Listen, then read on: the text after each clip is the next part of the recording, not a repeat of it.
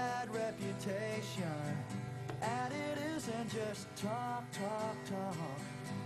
If I could only give you everything, you know I haven't got one conversation. If it wasn't for the lies and still I wanna tell you everything till I close my eyes. Hello, everybody. Welcome to the Atheist Experience. We are live. Today is October 26, 2008. Right. It's not that I'm saying that, you know, I fully understand this model. This is my model that I came up with, and, you know, that's not at all it. And that authoritative interpretation of it is a mistake that's often made. I find that a lot of times that religious people will, you know, because they accept things on an authoritative basis, they assume the same is done for everyone. So they say, model. You know, and that's fine. I can understand the model, but I can't believe beyond what I'm able to understand. And if I'm not qualified to evaluate this data or even know what data is available, how can I call that my belief?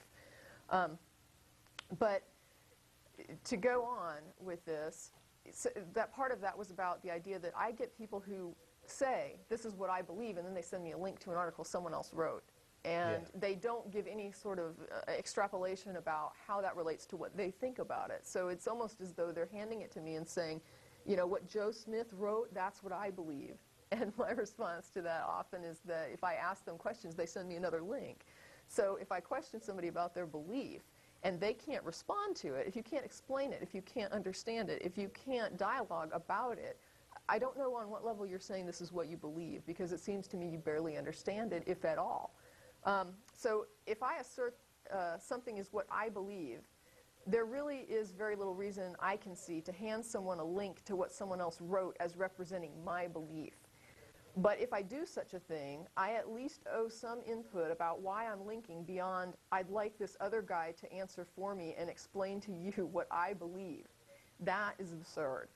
If I can't understand and explain a concept, on what grounds is that my belief?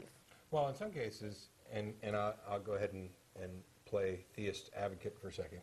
In some cases, it may be that they've read something that's particularly eloquent that expresses their beliefs in a way that they're incapable of doing without necessarily any relation to their ability to understand it. I think there's probably still a relation there. Right. At some point, though, they're going to have to be able to explain what they believe. Yeah. If you can't explain it, how am I supposed to believe that you understand it?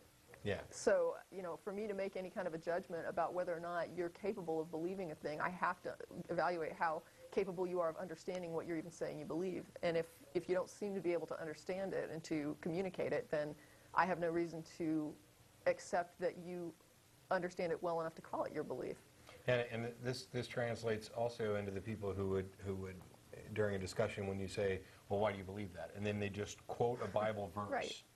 Here's a Bible verse, and actually, a quick note, we got an email this week from the info address where there's a spot on our webpage where you can just go and send feedback, and it gets in along with the regular email.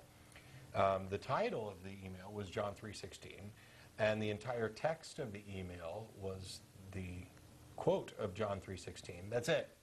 Nothing else. No name.